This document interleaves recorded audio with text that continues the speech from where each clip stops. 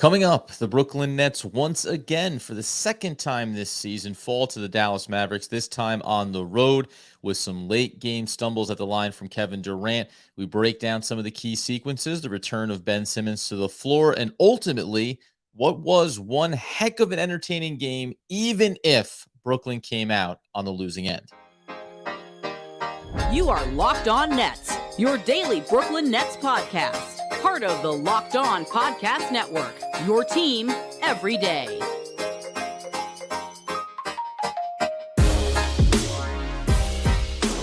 Brooklyn, yo.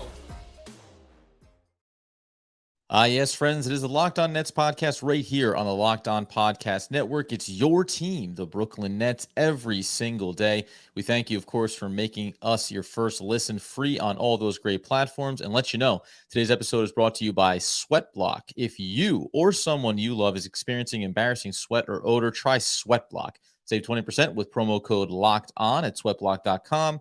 Also available on Amazon. And as you know, I am Adam Arnbricks, breaking down the New York Football Giants over on the One Giant podcast, flying solo on our post-game coverage. We welcome in everybody on the live YouTube post-game session as well. Said it there at the top. We know the deal. The Brooklyn Nets come into a game, listen, that you could argue, and we're going to talk about it from a high level, some of the key players here, and obviously break down the state of Ben Simmons' game as he got back out there onto the floor. But I don't know where the expectations levels were here for the Brooklyn Nets, just when we talk about where they've been coming into this game, obviously winning their last two, but we understand it's against the Wizards. It's against the Charlotte Hornets, not exactly on the same level as the Dallas Mavericks. And if we rewind this back, as it was a 96-94 final score in Dallas where the Nets fell, if we wound this back to the start of the season, even when you had Kyrie Irving out there on the floor, remember, we had said with the Pelicans, the Raptors, the Grizzlies, the Bucks, the Mavericks, the first time around at home, and then leading into those Pacers matchups, those were all playoff teams from the year prior, and the Brooklyn Nets were only able to get one win out of those early season games over Toronto. You split that back-to-back with the Pacers, and then obviously you lose to Chicago before rattling off those couple of wins.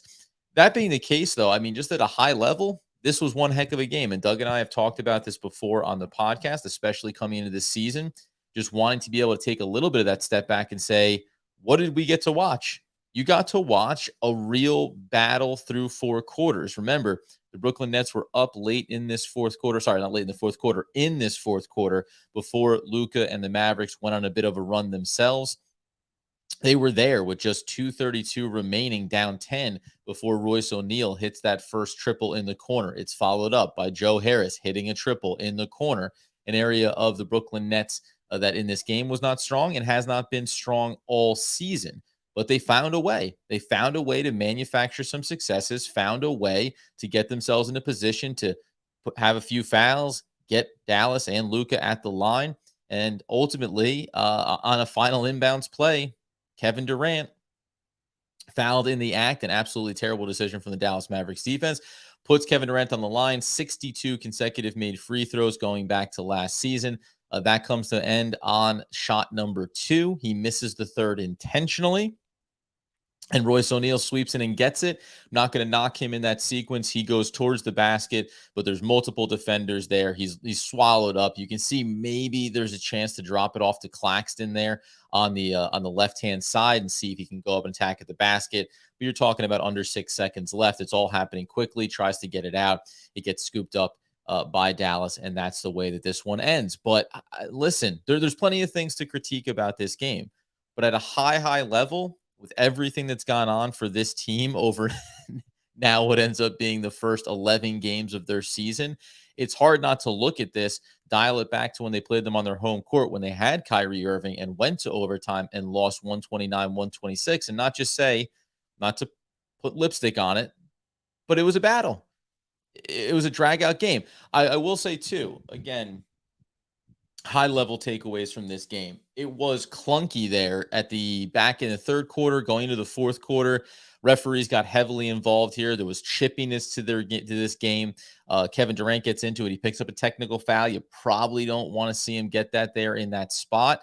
But there were a lot of sequences here where there was a lot of physicality. I thought early in this one, Luka to the line multiple times. We'll talk about what the Nets and Jacque Vaughn tried to do defensively with him. Saw some, I thought, comical statements around, Brooklyn not doing a good enough job shutting down Luka. Nobody shuts down Luka. Nobody shuts down the best players in the league today. So you're really just trying to stem the tide there. This was a difficult game because by the end of it, you want to win it because there's a chance to get there. But when you're down 10 with 2:32, I wonder, at least from my perspective, if there's a little bit of solace just in the fact that you were actually able to build a rally there, that you were able to be back in a spot where you could have pushed it to overtime, and then you're playing 5 minutes of basketball to see what could happen next there. Kevin Durant's game, obviously, you saw kind of, I think, the both and here. We said it over these last 2 matchups, team playing better, moving the ball, extra feeds, and you still end up with a handful of times, certain segments of this game where it breaks down into ISO ball and you're left kind of waiting for Kevin Durant to do his thing. Now, as Doug would say, that's not a bad thing. It's only a problem when the ISO ends up converting into stagnation. You still have to do enough off the ball. You still have to give enough opportunities. Kevin Durant plays 39 minutes, so we know he's going to be playing big minutes.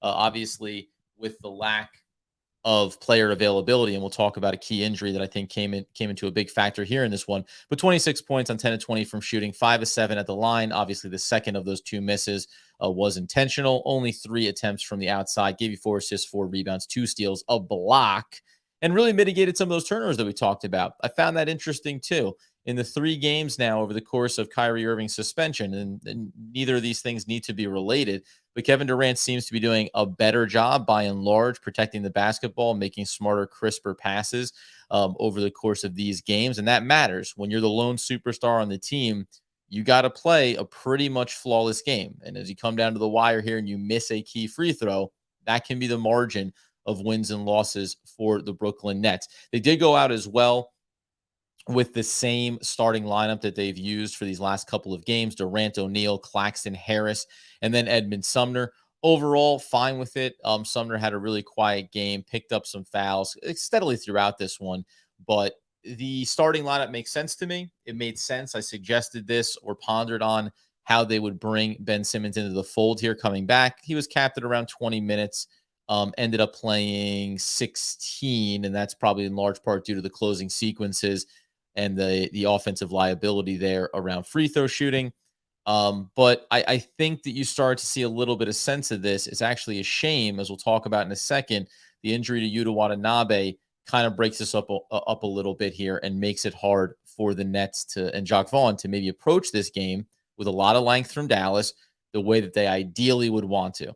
So we'll get into that here in a second. Obviously, if you're watching over on YouTube live for the post-game coverage, we'll stick around for a few minutes after. This was a late one, a 9:45 tip-off. So we want to make sure we came in and did it for the people, but also give me a chance to maybe get a little bit of rest here as well. Before we do that, got to tell you about our friends over at Sweatblock. Oh, boy. They had a customer review up, actually. Rebecca would watch her teenage daughter suffer through low self-esteem caused by embarrassing sweat. Rebecca got a text after her teen's first use of Sweatblock: "I'm not sweating anymore." And they were both just joyous and crying in tears with one another. And listen, I remember when I was younger, the first time that I found out that, hey, I was starting to really emit some odors as a young teenager. So you're sweating profusely, sometimes whether it was going to like the first school dance or after gym class, and you want to be able to get back to early gym class. You got to go back to your classes. You don't be sitting there in sweat, sitting there stinking. Nobody wants to be the smelly kid. That's why you go ahead and you get Sweatblock, because if you or someone you love is experiencing embarrassing sweat or odor, you got to have them try Sweatblock. You can save 20% with promo code locked on at sweatblock.com, and also available on Amazon. My goodness, friends. We turn our attention then to what was a key talking point here in this one, obviously. The return of Ben Simmons from injury, as we know, gets himself on a minutes count. They said they're going to put him around 20 minutes, seeing how it went. If we're just going to compartmentalize things as far as how this game looked and how it unfolded, the 2 key things were: 1, Ben Simmons coming back off of injury, and both ends of the floor looking a little bit disjointed. I like that they tried to keep him separate from Nicholas Claxton and not disrupt what his rhythm was. But then the other big piece was the Yuta Watanabe injury. And I'm not trying to fast forward this script to Yuta Watanabe and over elevate who he is as a player. However, in a game like this, when you're talking about taking on the Dallas Mavericks and you look over and understand that they're going to be able to, McGee didn't really play in this one at all. But when you're talking about having Kleber and you're talking about having Powell and you're talking about having Wood, and Luka is already a bigger player playing at that point guard position there for you, Yuta Watanabe is effectively the guy that has enough size on the defensive end. And maybe most importantly, as we go inside the overall numbers from this game, you got to remember that this is a team that was only shooting, I think, at 1.7 of 25 from beyond the arc for the Brooklyn Nets. They ended up finishing this one shooting 12 of 20. Oh, no, sorry. Shooting 10 of 29 from beyond the arc. So you needed people that are going to be able to take down those shots. Yuto has not been taking a high volume of three-point looks, but he had been knocking them down at a very nice clip. And there was so many things, I think, inside of this game that messed with the script that could have been successful for the Brooklyn Nets. So the Yuta Watanabe injury obviously hurts you, but then it gets compounded by a couple of different things. One, you're elevating expectations for Royce O'Neal, who by and large I thought had, because we talked about we're going to have a bonus episode coming up here. What'll be on Wednesday. Maybe we'll even release it a little bit sooner on YouTube with Matt Brooks. You know, he hasn't been the best defensively, Royce O'Neal. You actually saw it in a key sequence late in this fourth quarter where Nicholas Claxton is doing the work against Luka. He's keeping him in front of him. He's frustrating him. He's forcing the ball out of his hands.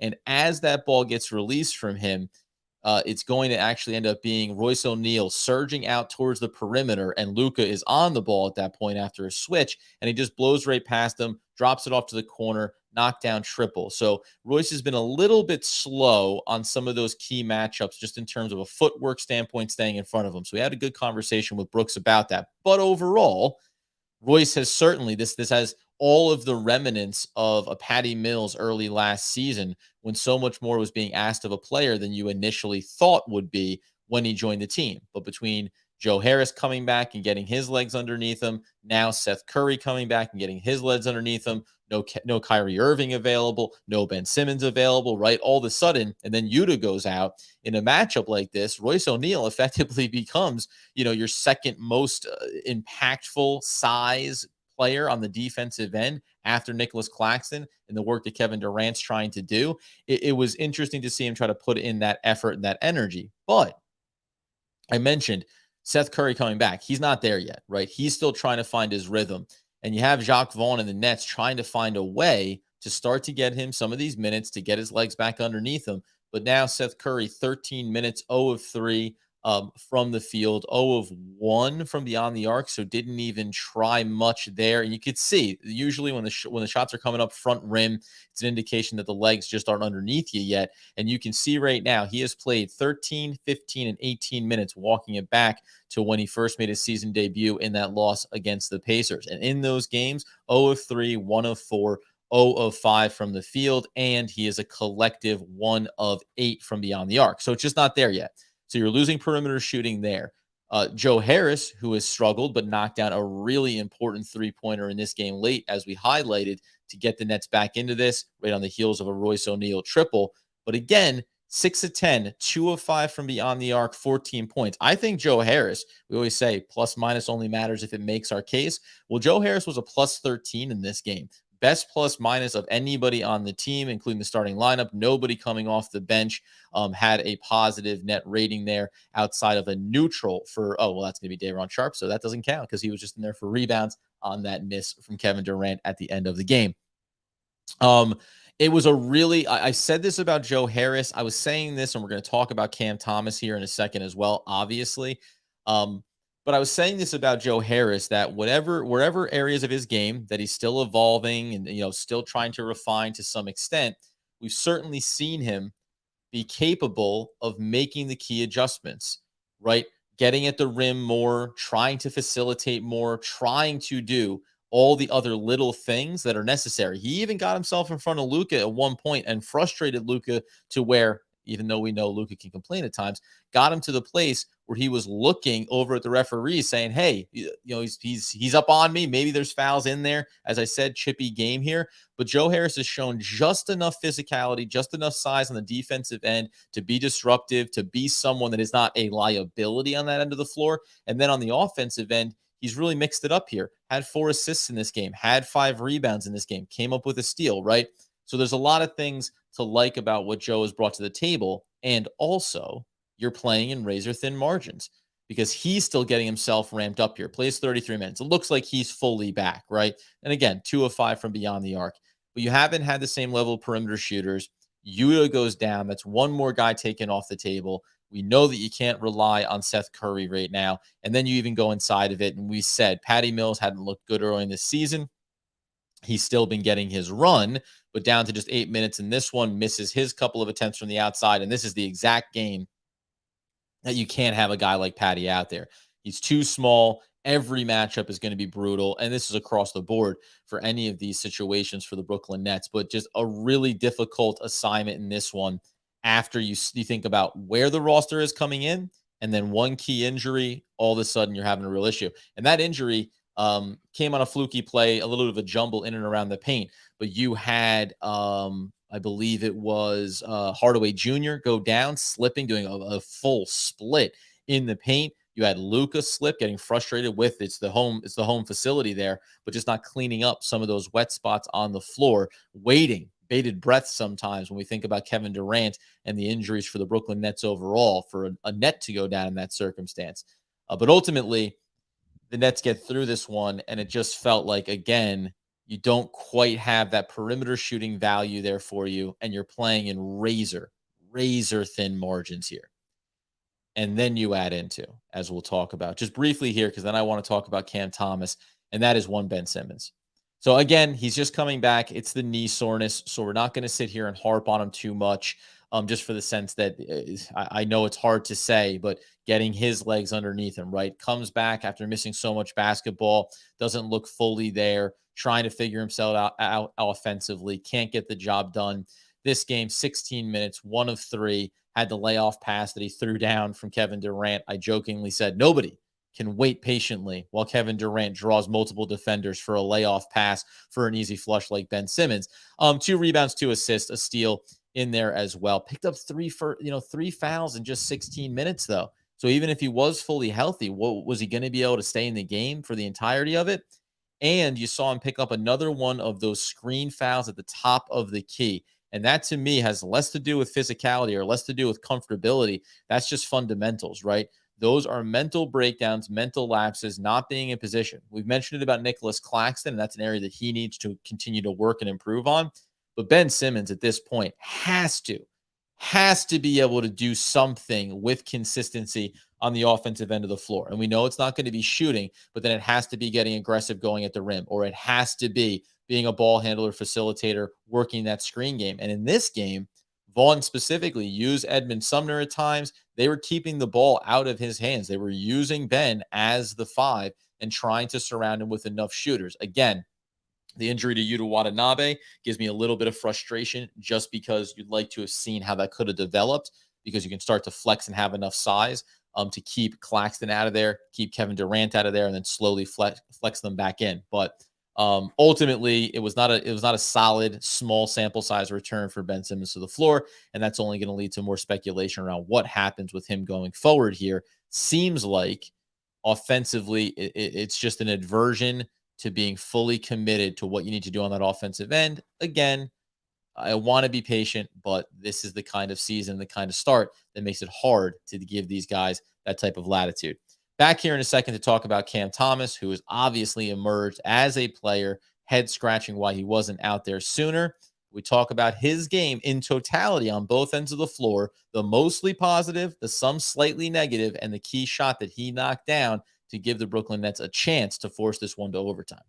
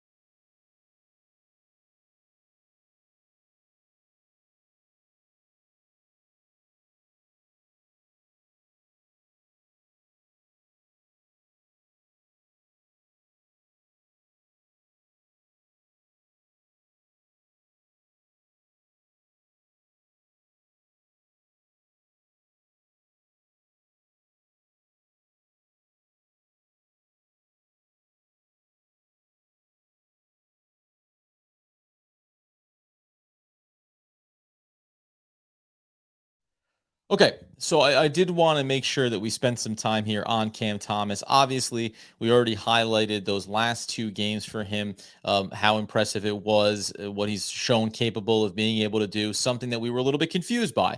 Start of the season, as Doug and I said in the offseason as well, going back to the summer league. Yes, he looks explosive and dynamic offensively, but at the time, head coach Steve Nash was saying we need him to show the all around game. And we agreed with that, even beyond Steve Nash, just the idea, hey, if you can't do the other things, then it's going to be really hard for us to keep you out there. Now, there's a couple of parts to this that I think are worth noting inside of Cam's game. So first and foremost is just that he comes in off the bench, plays 30 minutes in this one, 5 of 13 from the field, 2 of 4 from beyond the arc. That's been a key area of focus that he needed to improve on from last year to this year. Got to the line, something we know he can do, knocked down 7 of those 9 attempts, gave you 19 points, gave you 2 assists. I'm going to pause as we get to the steals because key sequence where after not having success on the offensive end, he comes flashing through right into the passing lane, grabs a steal, and resets the clock here for the Brooklyn Nets and having a chance to get back into this one. You had offensively late game sequences where Kevin Durant tried to knock down from the perimeter, didn't go. I think it's Joe Harris that gets the long rebound, gets it out to Cam Thomas. He works, takes on the defender, gives himself space, knocks down the dagger triple that again keeps the Brooklyn Nets with an opportunity. Now he does have in the last 2 possessions, and this is I think the totality of his game. So overall, I like what I saw from him.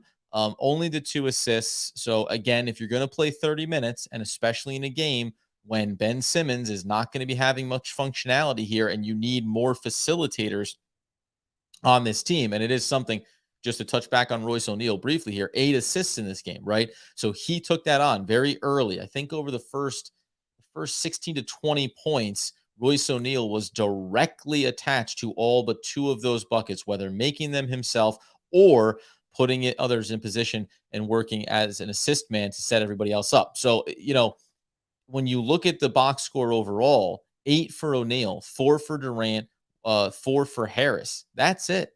The next ones after that are going to be Ben Simmons and Cam Thomas with 2. And this is the one spot that we're talking about. The critique of Cam Thomas is you got to do a better job in getting shooters and getting teammates into positions. That's the next phase of this. Now, specifically inside of this game, you needed exactly what he did for you: penetration, driving the lane, getting good looks, taking on the challenge, right? Not afraid to pull the trigger. So you like everything about what Cam Thomas is doing. And it does further scratch the head of why didn't he have a defined role? Why Patty Mills starting over top of him to start this year?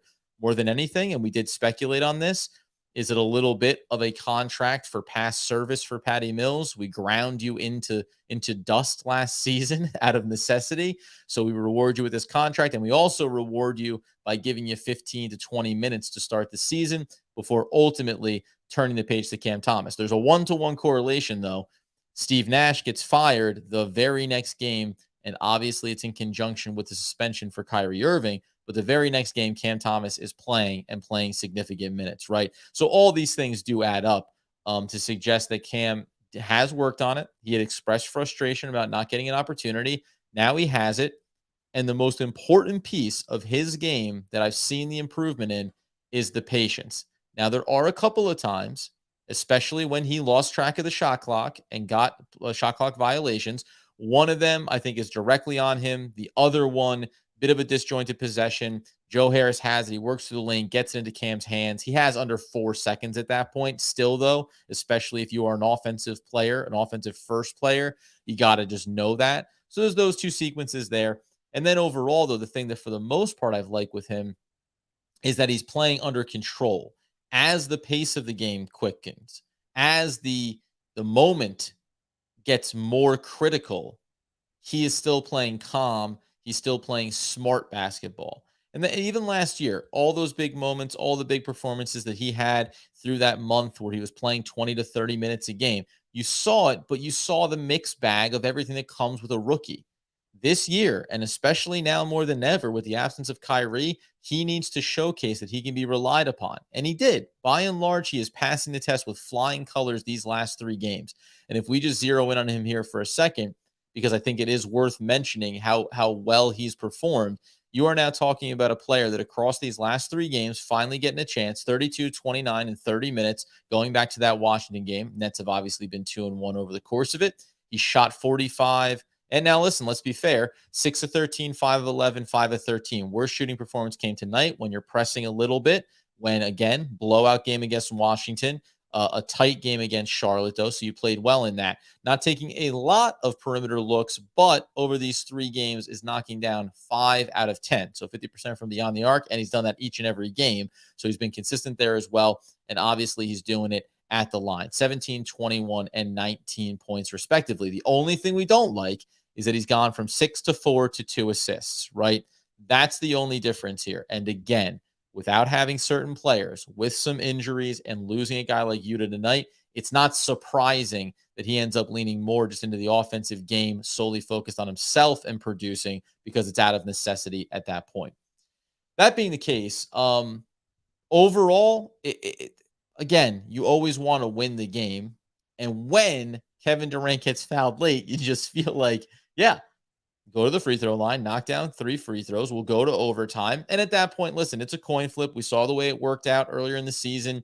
They're on the road. There's probably going to be a fatigue factor there for the guys that have contributed, especially Royce and Kevin and Cam Thomas. But hey, you'll take your chances. You come up short in that regard. But I do think that the team is playing with urgency. They're playing with focus. They're playing with drive. Like there does seem to be a little bit of a shift here. And we even said early in the season, though, the defense has not been good enough by and large. And there were a lot of bad sequences in this game, 100%. There's no denying that. They tried to throw a lot of different players at Luka throughout this one. I know you're seeing comments from Edmund Sumner. Why is he on him? Because you're going to pick up fouls no matter what, and you want to spread them out across the board. You want to give them different looks. And again, I thought late game sequences, the Nets were far better on Luka than not, but teammates, supporting cast, Finney Smith, other guys stepped up and knocked down big shots for Dallas in this one too. And that's what it comes down to. Supporting cast is going to need to step up in those key moments. Still too many instances where the Brooklyn Nets seem to lag down. They seem to lose the urgency. They just seem to lose some of the real principles, specifically on the offensive end, the real principles of ball movement, finding consistency, finding open shooters. The more that they did that was the more that it produced opportunities, and you have to keep going back to that well as many times as possible. 7 of 25 for the game, closed out on a 3 for 3 from beyond the arc. If the shots are good, it's not the result of whether or not it went through. It's the process that got to that look. Late, Harris, Thomas, O'Neal, they knock him down. They give him a chance. That's come up short. That's the bottom line. Second part to this as we close out and turn our attention over to the live YouTube session where we appreciate everyone staying up extra late on a Monday night is that, as I said, we're going to have Matt Brooks. That's going to be the next episode up. We talk about Kyrie. We talk about the Ime Udoka situation and what could be happening behind the scenes now as far as that originally being thought as an imminent and foregone conclusion hire. That could be coming back here a little bit. What's going to happen for this team between now and the potential trade deadline? Where is Kevin Durant's head at? And what are some of the things that we like about some of the pieces on this roster? That's all coming up next. And then we'll come right back in with what is going to be the Brooklyn Nets next matchup Wednesday night. And I'll remember who they're going to play because that's definitely going to be on my mind here. We'll get that up in a second as we fly by nightly. Doug's going to be back in starting next week as well. So we'll have the gruesome twosome back. Oh, it's the Knicks. I knew there was something fun coming up, a rivalry matchup, the city matchup, the New York Knicks, 7:30 on Wednesday. So obviously we'll be in for the post game on that as well. And we have another great guest lined up for the end of the week to give a little bit of a Nets and global NBA perspective as well.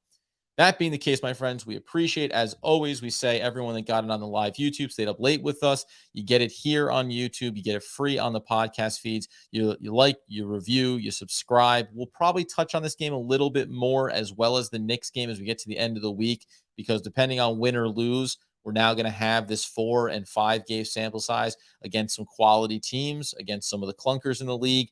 And it's going to tell you a little bit around where this team stands going forward with or without Kyrie Irving. So like, subscribe, be a part of that journey with us, of course. And as we always say, with no Doug Norrie here, there is no quote short of saying, that I miss my friend. And I can't wait for him to get back here so we can keep talking all things Brooklyn Nets basketball. All right, that officially ends the podcast episode and moves us into the post-podcast, post-game live, post-podcast live YouTube session. We see everybody in the comments. I'm sure everyone's getting after it. You can throw up the @LockedOn if you want to throw up a question or a comment around it. I'm sure, I can't even imagine.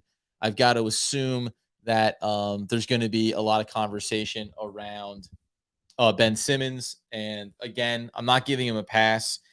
He's coming off the knee soreness. I'm going to drain the knee leading up to this game. Even in the small minute sample size, it's just not good. It's just not good enough. And defensively, it's not good enough. You can hear Matt talk about that coming up on the next episode as well. Like, just not good enough with consistency. I think that a guy that we didn't talk about necessarily enough is Nicholas Claxton. I'm seeing this right here. By the way, you could see this is Xavier B mentioning Claxton was shooting threes in preseason.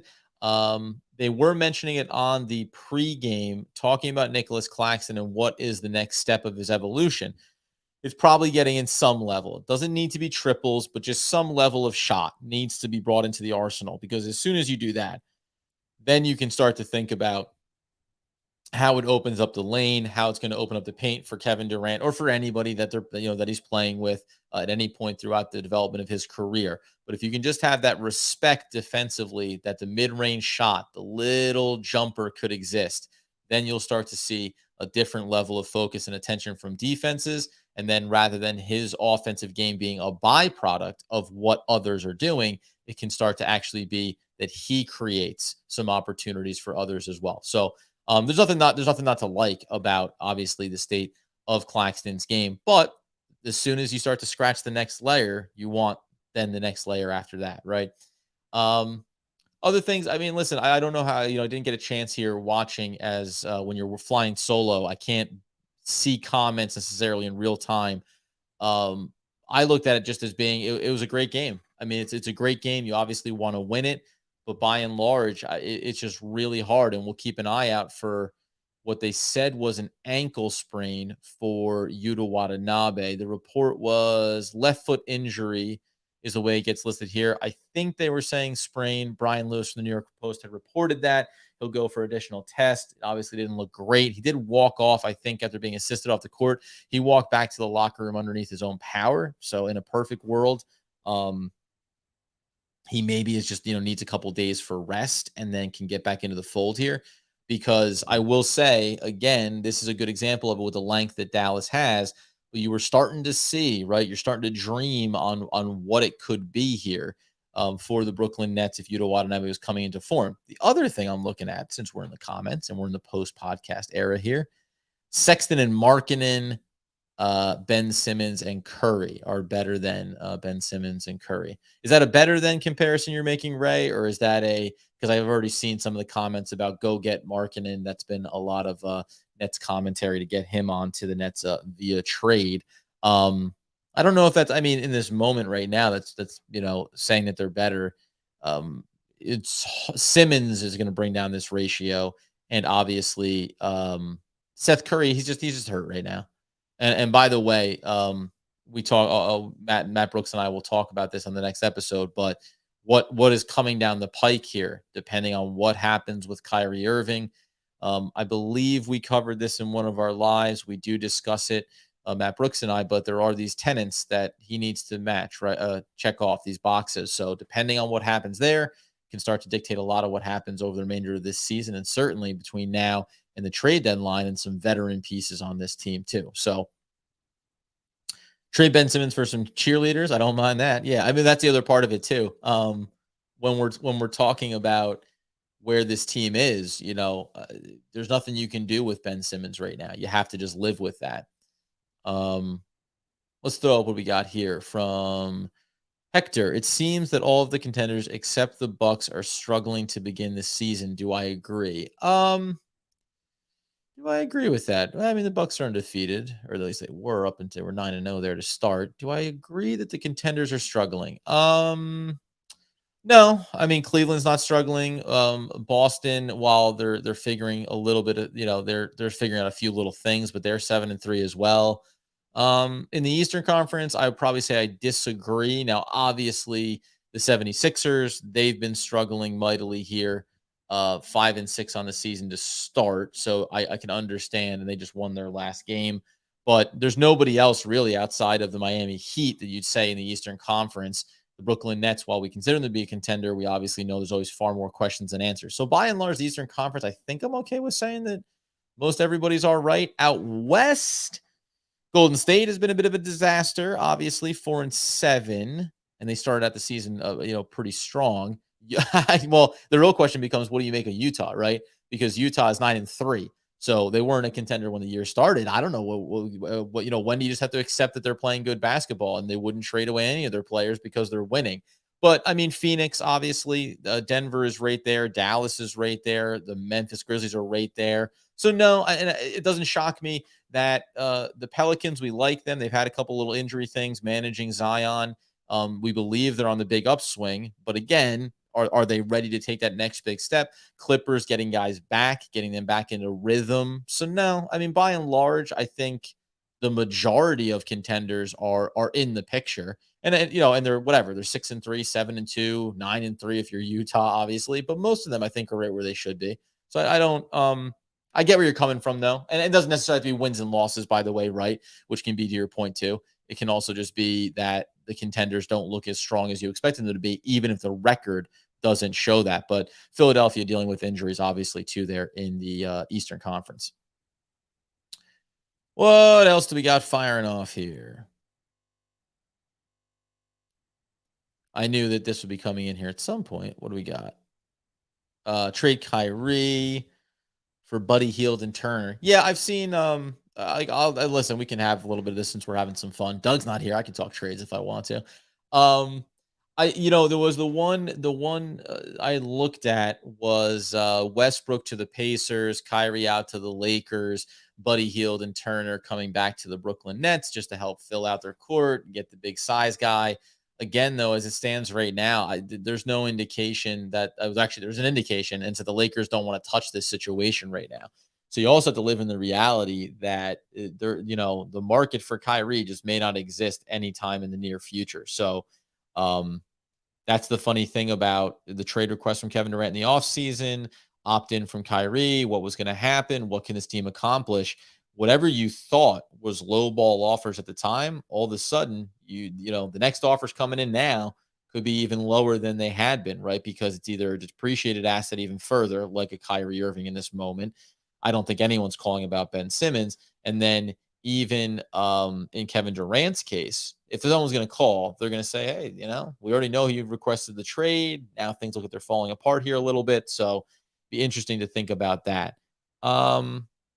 No, you don't waive Ben Simmons, Hector. Stop that. That's just crazy. It's still far too soon for it's far too soon to like go down that road. I don't know what he's going to be ultimately, but you still have to give him same thing. We talk about 15, 20 games to get a sense of this team. Obviously, that's a little bit shook from everything that's gone on here to start the season, but you got to go I got to see 25 to 30 games of Ben Simmons to confirm if he can get back to anything on the offensive end of the court, if that's going to be non-existent, if he can exist with a non-Kevin Durant lineup and still be successful. These are all things that you have to figure out.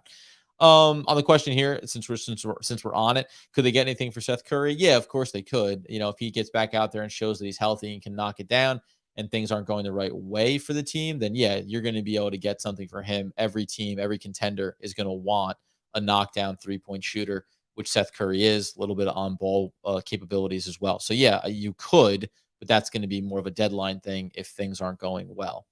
We'll throw out a couple of different things here. I believe the Nets lost because Watanabe only had a few minutes throughout the whole game, and to me, he's a better 3-point shooter than Joe Harris. Yeah, I mean, well, Yuta got injured, so he hurt his ankle. That's why he went out. Otherwise, he would have played significant minutes. So we said it at the top inside of the podcast episode. Not a problem if you didn't catch the whole thing. But Yuta went down with an ankle injury, exited the game. His size and his perimeter shooting has certainly been helpful for this team and would have been helpful in this game tremendously. So there's no way around it. I think he would have been a nice impact player in this game, but that was just the way that it went. And again, you compound that with Seth Curry not being fully up and running. Joe Harris 2 of 5, but still finding his outside shot. And then you don't have, and by the way, not having Kyrie Irving, we always talk about perimeter shooters. I mean, Kyrie Irving is capable of knocking down a lot of nice looks from the outside as well. One of the other things that I think is getting brought up here by Lennox, Luka gave Simmons nasty work. Yeah. Sat him down, Indian style. Ben is rusty. I think 30 games he should be getting basketball legs back, though. Yeah, and there was. He got cooked a number of times by Luka. Again, Luka, I'm not breaking any news here. He's one of the best in the game. And when you are still getting your legs underneath you, I think, defensively, the overcommitment to try to prevent from going one way, you want to give him the lane access. You want to feed him back into the defensive help. And then we get into the other element of this, which is not skirting away from Ben Simmons. He has struggled defensively as well. It hasn't been perfect for him. But when you're forcing it back into defensive help, there was a number of sequences in this game where flat out the Brooklyn Nets were not there to stop penetration. They were not there with the second help defender, right? And you saw a bit more of that going back to the previous game where, as I talked about at the time, that contract into the paint with the help defense and then expand back out to close out on perimeter shooters. Wasn't the same type of game in this one, but you just didn't see the ability to clog and congest the lane as much as you may have wanted to. And again, a couple of timely outside looks there from Dallas really went a long way in this one too. I want to make sure I'm just catching a couple of these. And like I said, we won't stick around too long on this one just because if you can't hear in the sound of my voice, I am burnt out, friends. What's wrong with what's wrong with Simmons? Why can't he play defensive player of the year level defense? Yeah, again, it's funny because early on we talked about it. So, and there's still, and I said 16 minutes and 3 fouls in this one. So the fouls continue to be a glaring issue for him. I do wonder if, because initially we were saying, well, defensively, he was doing some good things, even if there was some of the fouls, but it looked pretty good on the defensive end, getting the rebounds, trying to get out in transition. We knew that the offense was struggling, was clunky, was having issues. But now, I think if you look at it in totality, it's a lot easier, and not as an excuse to say, maybe he's not fully there across the board, right? The defensive end can get better. It can be sharper. He's done a lot of things. I think Doug pointed this out. He's done a lot of things better in terms of disrupting passing lanes, getting some steals. That's where he's actually been more successful and impactful defensively. The one-on-one defense and taking on those big assignments like Luka, it has not been nearly a shutdown. I thought that Claxton did a great job in a couple of key sequences late in this one. Joe Harris got his body in front of him for a possession, but he had to get himself in front of Luka, and at least frustrated the point guard for the Dallas Mavericks, right? So I don't know, man. It's just not there yet, and that's why I think the previous comment, 20 to 30 games, maybe that's just what you have to accept before you get a real sense of where he's at, and that's of course with the way the season started, with everything else that's going on, with the this thing could all get broken down into pieces here at any second. So waiting, quote unquote, for Ben Simmons to see what he's going to be able to do, you could wait for years before it even matters at that point for the Brooklyn Nets and for what they need to accomplish right now in a short amount of time. Yeah, again, I thought that the key injuries in this one were difficult there, Charles. Hard to watch this game and not see the very specific areas where they're lacking and what you're trying to accomplish, right? And Vaughn, we didn't get into this in the podcast episode just because it's some secondary stuff, and usually over 2 or 3 games, you start to get a better sample size and some things crystallize. But you go inside the box score again, remember, Yuta only plays 5 minutes, and then what do you end up trying to do? Really, you end up leaning more heavily on Cam Thomas for the offensive production. You don't have anyone that you can go to. DNP for Markieff Morris here. He's at least bigger, but they didn't even go to him in this one to have that size to utilize. Vaughn tried to, at a lot of different instances, tried Duke Jr. out there for a few minutes to maybe be disruptive defensively. I thought that he actually did a nice job. I know it's not going to matter in 4 minutes of action, but when he was on Luka, I thought he made the right choice of play smart defense, try to be frustrating, and accept the results. Early in this game, Luka got to the line 3-4 times within the first 5 minutes of this one. So I thought that was, he's always going to have that. and from a rhythm of this game, it got chippy. Then the Nets started getting some of the foul calls flowing their direction. We always say, I don't mind if there's a lot of, I'd prefer fewer foul calls in a game. I don't mind if there's a lot. I just prefer that they be balanced. Sometimes it feels like it'll go heavily on one side or the other, and that ebb and flow can be frustrating, certainly. Um, let's see here. Jacque Vaughn or Udoka or Mike D'Antoni. I mean, listen, and then there's also the follow-up question: do I think that Jacque Vaughn's doing a good job? Listen to the episode with Matt Brooks. We talk a little bit about Jacque Vaughn. I don't have any knock on it. What coach, within reason, do I know for certainty that if Steve Nash hadn't been fired, the Brooklyn Nets wouldn't have won the game against Washington or a game against Charlotte? Maybe, maybe not, right? He was at the helm when they lost 129, 126 in overtime to this Dallas Mavericks team. I've always liked Jacque Vaughn. That doesn't mean that I think that he's the best suited for, he had his time in Orlando. He was the head coach briefly for the Nets. But you have to respect the fact that the guy's been around the organization. By all indications, young players like him. And if we want to just look at the Cam Thomas move and say that that is a direct decision from Steve Nash decision process to Jacque Vaughn, you can see the results on the court. You have to at least say he seems to have a better pulse of this team and what could be effective. So from that standpoint, yeah, I've liked what he's done. I don't know what that means going forward. And then just to Al, when you're talking about Vaughn or Udoka or D'Antoni, I don't really. D'Antoni to me is not a viable coaching candidate here. That's just my opinion. Not that just because Harden is gone doesn't mean it can't work or it can't be a different version of this team. Maybe there's a world. It wouldn't be my first on the list. The Udoka one to me, again, there's a lot going on there. And we're going to wait and see what continues to come out here because there's been a big pause button pushed on the Ime Udoka hire. So, from a all things considered standpoint, maybe I like Jacque Vaughn because he says he's doing all the right things and he's playing without or coaching without any pressure, really, right? So he gets to put his best foot forward here and maybe showcase himself for another coaching job at some point down the line. It is what it is. And now we're getting into, let's see here.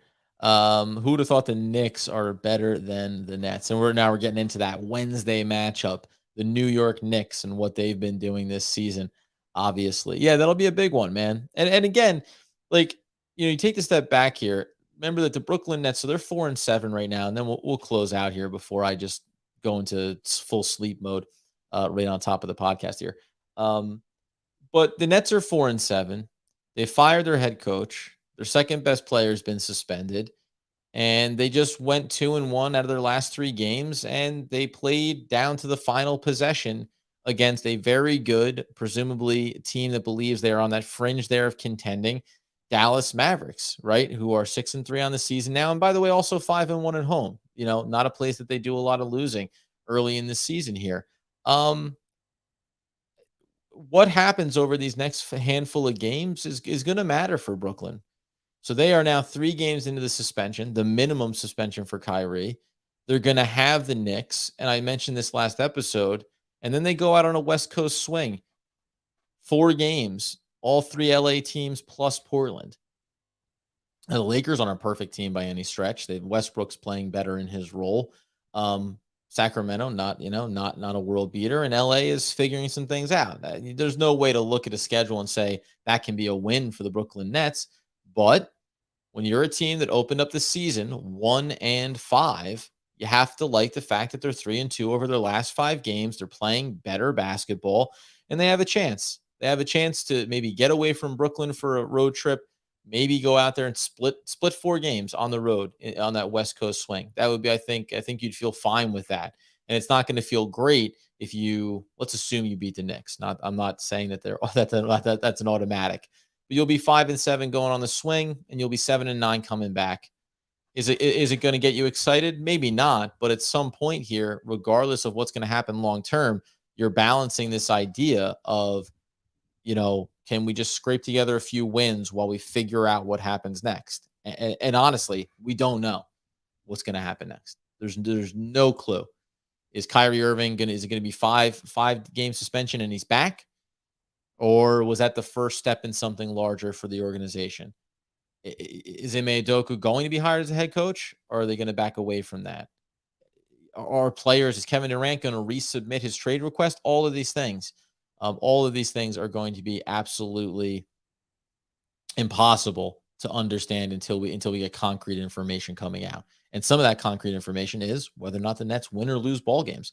So they lose this one tonight. Again, we appreciate lower turnout in this one, later turnout, obviously for this game, but appreciate everybody that came in, doing it a bit on the fly here. We'll be back in Matt Brooks episode coming up next, post game New York Knicks. That's going to be a really good one, we hope.